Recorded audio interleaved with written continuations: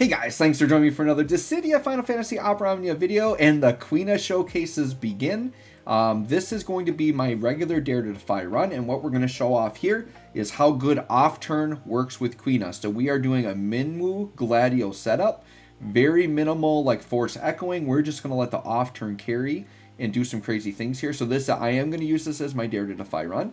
Just so you guys know, I've already pre-recorded some good stuff. I'm going to try to space it out. I don't just want to dump it all on you at once. So look for at least a video per day. My goal is to try to get all these videos out though before Pain drops. I believe Pain is going to be our next BTFR, and I believe Pain's going to drop Sunday night. I'm not planning to stream for this one. We'll see if like there's nothing going on that night and I feel like I might stream anyways, but we'll see. What you have to look forward to, I did record Quina with Thancred, which I know some of y'all were asking for that. We did Quina with Tifa, which that one's pretty busted. And then what was the other one I did?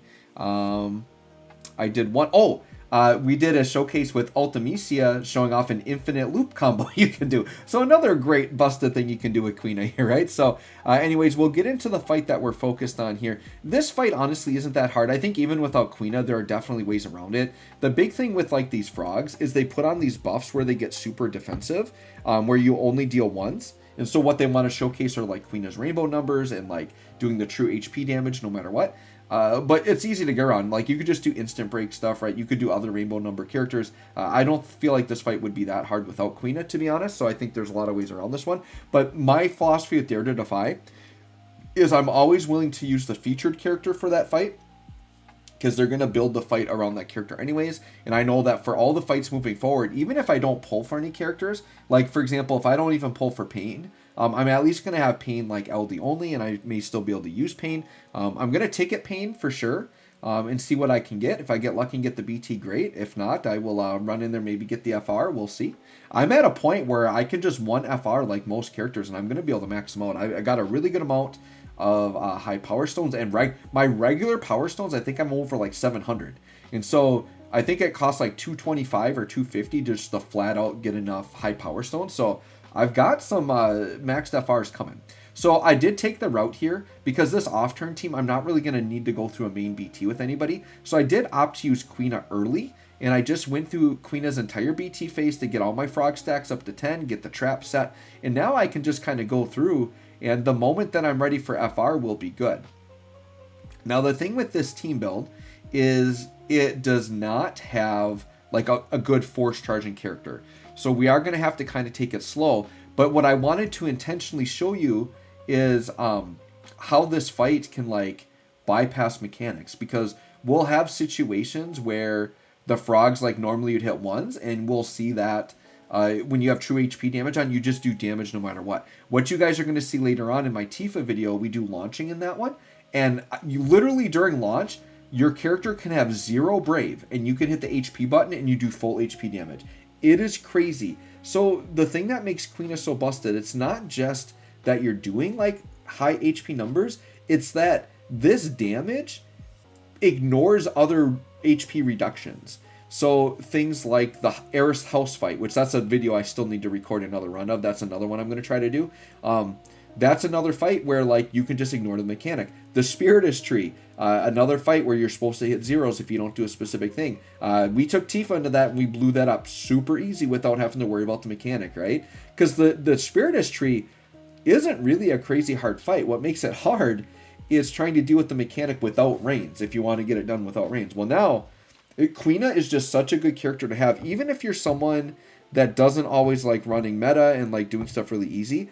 It's nice to have a character like this just to know if you get a ridiculous fight that's almost unfair to the point that it's like calling for one specific character's mechanics too much, you can bring Quina as your out to that and say, I'm going to just true HP damage over whatever you try to throw at me, and we're going to call it good there, right? So been very much enjoying Quina here as we go. So you can see the enemies here, they're ramping pretty quick. Like they're staying pretty close to us. So I'm pretty sure we do let them go in their FR phase, and we just don't care. Whatever reductions they want to have, whatever. We got Quina's BT effect up right now. So all the damage we're doing is insane. So like look at Gladio, like 400k. Gladio on his normal counters is usually hitting like 150 to 200k. But now because we don't have to worry about him getting enough Brave damage in or what his Brave is at, he's just going to deal out the mad damage. just give me the mad damage. So that 200k that we just did there on that launch, if Gladio had 0 Brave, it still would have done 200k. Like, this BT effect is beyond busted, you guys. Like, and the funny thing is normally when something this busted comes out in the game, it's usually like semi-unintended. But this is flat out, like, that is how the BT effect is worded, 100% intentional. Kind of crazy that they would put something like this in the game. It is pretty wild to me. I think their timing, like, this was a really good time to do Dare to Defy, because otherwise people would just Quina every single fight for this cycle. Now at least you can only use Quina on one of the Dare to Defy, so players will have to actually engage with some of these fights properly, which is good. But yeah, I did not mind, and I think this fight would be easy enough if I wanted to open up Quina. I definitely know I could get this done with a different team. But I think I'm fine leaving Quina here. If for some reason I need Gladio or Minwoo, I'm fine redoing this fight with different members. So yeah, in fact, I kind of wish I had done this run sooner, but I did a regular Shinryu run of this with Thancred, and we dominate this fight with Thancred. So look forward to that. Thancred beating the most recent Shinryu fight. Now, it's not like Thancred like carried the team or anything. Like, let's be honest, Thancred's still getting carried, but Thancred is putting up enough damage that he isn't like a detriment to the team. And now Thancred with his like poison and his debuffs, they're actually kind of impactful, kind of help the team now that he's not just like a 0 for damage, right? So it was kind of a fun run. But here's the situation, right? We're dealing once to the enemies because they're in their force time. So it basically makes it so we can't brave damage them. Doesn't matter. HP damage does not hold back at all. No matter how low our brave is, we're just dealing that max damage every single time. It's kind of nutty here. And we've got 2 BT effects going on with Minwoo and Quina. So the damage is just flowing and we're feeling really good, right? So I'm like, all right, well, let's echo. Do more damage. Just make this fun and easy, right? So yeah, dude, if you got Quina, like, let me know how you're enjoying them. But I think they're a lot of fun. Now, I do see the argument, or I do see the reasoning for players that wouldn't want to pull Quina, because Quina is kind of a cheat code, like, quite literally, right? Like, we can do that Aerith house fight, we can do the Spiritus Tree without engaging in what the mechanic the devs want us to do. So, you guys all know, I'm the player, path of least resistance, I want the easiest out. Quina is a perfect character for a player like me, because I like to make my fights easy, and Quina definitely helps make fights easy, right? All right, yeah, and just, yeah, heavy damage. What was that? That was a Gladio counter for 1 mil already, and we're only at like 200 and something percent. Gladio's counters normally don't hit that hard till pretty late in the force time. So, and we got all the traps flowing. Quina's heat trap, by the way, too, does really insane damage. It's a very heavy trap. It feels very good when it goes off. So yeah, off-turn comps here are just a blast. All right, so we'll just do a holy here. Make sure our holy anchor is up. Once again, the bosses have their debuff up, so that's a spot where we're not supposed to do damage. We don't care. And then the heat comes in with the rainbows and clears them out, which is really, really nice. And then Quina's going to have rainbow numbers to clear this guy out, break them. When you do break them, they do lose their buffs. So once again, what I said before is if you don't have Quina, just bring in an instant break character or a rainbow damage character. I think Neon would do really well in this fight if you didn't have Quina. Just give your whole party rainbow numbers, you're good to go. I think, you know, any character that has instant break stuff, like I know Bart's does. I think Machina has an instant break thing. There are some characters there that you can kind of get through here. Speaking of Machina, by the way, I'll have to look again, but someone pointed out in my last stream, and we can all see it, Machina's on the Chocobo panels. So unless they made an error, it means we're getting some kind of banner that has Machina on it. And to my knowledge, I don't think Machina was expected during this time at all. I looked at the JP timeline. I didn't see him on any of the regular cycles. And he wasn't on any of the campaign banners in JP. The campaign characters I was kind of expecting would be Celis and Beatrix that were not on the community stream slide. So I could see them doing maybe a banner with Beatrix, Celis, and then also adding Machina. Because maybe they want like a double BT banner. Because it could be similar to one they did last cycle. They did a double BT triple FR banner. That's definitely what could be coming. A double BT triple FR and they throw Machina on there. Now, I don't know, would this be an early Echo, early rework? It would be a really nice surprise because I really like Machina. So yeah, I would definitely take it. But we'll see what happens with Machina. And I could be wrong. Maybe there's something expected that I forgot about. But I looked at it during the stream and I, for the life of me, could not see Machina on the timeline anywhere near this time period. So could be something kind of fun and exciting coming there. Somebody else also asked me during my last stream about Final Fantasy 16 and when I think FF16 characters would come to default. I think what's highly likely, so FF16 I think drops like June 23rd or something. I would not be surprised if like mid-June, either like around the release or like maybe a week or two after, that the Final Fantasy 16 protagonist would either drop on JP as like a normal release or be like a global first. I think, let me see, what is it? The May community stream. Like, I think let's look forward to that one, because I think there could be an exciting announcement related Final Fantasy 16 content in the game. Now, I have no, like, no evidence that says anything like that is likely to happen. That's just me personally thinking that we could see something, whether it be on JP or global. So around that time, we'll keep our eyes out on the OP stuff for JP, and we'll keep our eyes on the community stream. I feel like one of the two versions of the game has to get something FF16. I feel like it's foolish for the devs not to hype a big Final Fantasy release by putting characters in their gacha games. Like, I feel like you got to do it. And somebody can comment if you remember, but I think when Noctis very first dropped on JP, I want to say that was around the time of FF15 release. And then we also got Jack Garland, who I believe on JP came out around Strangers of Paradise's release, right? So for JP, I would say the last two FF Final Fantasy releases, they did release the character, I think, somewhat close to release date. Now, I don't remember exactly how close they were to their game's releases, but I just remember those characters were still really hype. It was very exciting. So hopefully for 16, I'm going to say at the very least this summer, we're getting Final Fantasy 16 in default on one of the versions. That's my prediction for sure. I think we're getting that. So we'll see. It'll be exciting. But meanwhile, we're just finishing up our force time here, and we're cooking through some damage. And I do think we get this done in one. I know it seems crazy with only 2 turns left. They still have like 30% HP, but we can burn through that really quick. And remember, we got a summon left here to pop off too.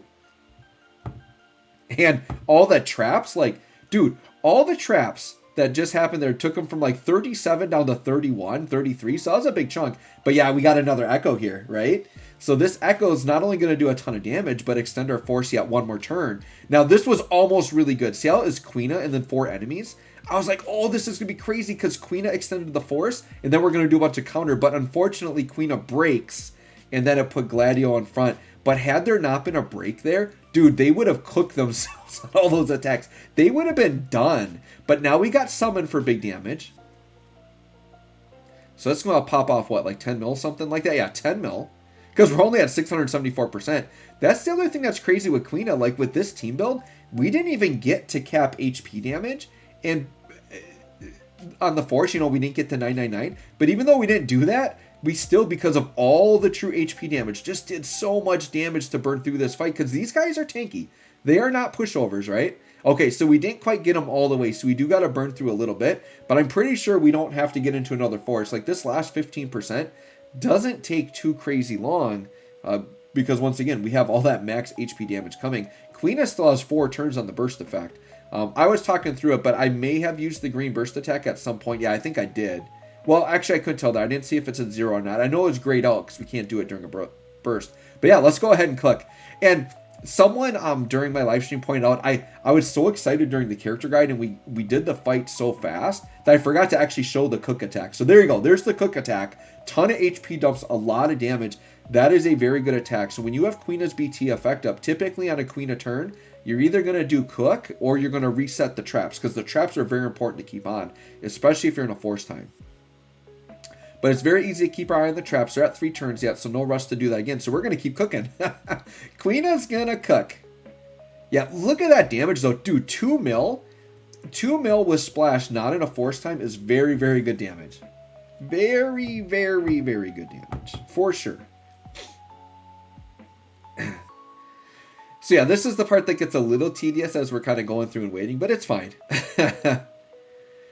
But it's pretty crazy when we can get Thancred through a fight, and actually pretty easy. I think it was a 1 force time fight. Once again, that's going to go up sometime this week. I'm going to try to do like a video a day until I get like all these videos out. There might be double videos for one day.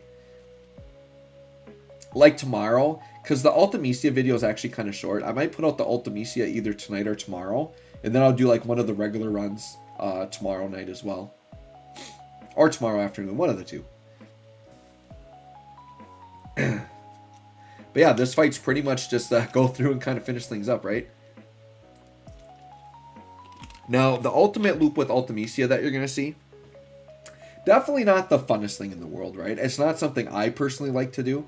It kind of reminds me of like Edaroth or whatever a little bit. By the way, I think Edaroth with Quina is going to be actually kind of crazy because you actually do like way better damage. But the Ultimecia thing kind of works the same because you don't really do it in conjunction with the force time. Like you can put a force time on when you do it, but that force time runs out pretty quick because it's literally just Ultimecia stealing turn after turn after turn. So you'll get some decent damage for a little bit, but ultimately over the course of a Shinryu fight, it takes a while because you're basically doing it without force damage. But it is literally an infinite loop. It's kind of crazy. So I will do a video showing you guys how to do that loop if you want to try it out. The other thing is you don't even need like a max invest Ultimecia. You don't even need a max invest Quina, but you got to have the BT effect, obviously, right? But yeah, with Ultimecia, it's only like you need like the EX maxed and then like the 35 and that's it. And Ultimecia is pretty much ready to go. And you'll see my Ultimecia, it's the same one I did in the showcase. She's not like nearly maxed out. She's equipped with the EX weapon. She does have the burst phase effect, but she doesn't have a burst weapon equipped. I did it without an Ultima weapon equipped. No, if you throw an Ultima weapon on Ultimecia, that is a good thing if you want to go faster. Because I'm pretty sure Ultima weapons affect your HP damage cap, which is the one thing that can increase your damage with Quina BT. Alright, now Quina's only at 1 turn. But we got them pretty low. They're down to single digit percentage, so it's not going to take that long. And let's see with Quina. Do I still have the green BT effect or did I use it? I may have used it, so I decided to click here. Yeah, so we might be out of the BT effect. So our damage is definitely going to take a dip here, but we're still good. Like the enemies are close enough. Alright, so Quina's BT effect off.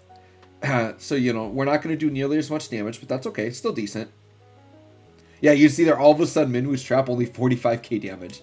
Like went way down because we're only hitting ones, right? So it's a lot more significant. Oh, so I did go into a burst or another force.